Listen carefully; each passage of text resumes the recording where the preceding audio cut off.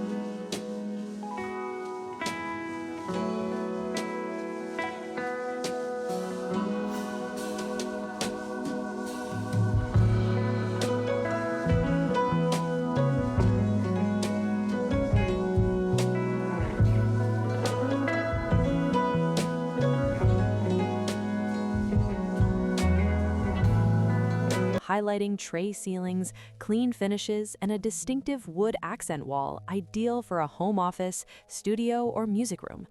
The kitchen is built for function, featuring oak cabinetry, stainless steel appliances, generous counter space, and a layout that connects seamlessly to the main living areas.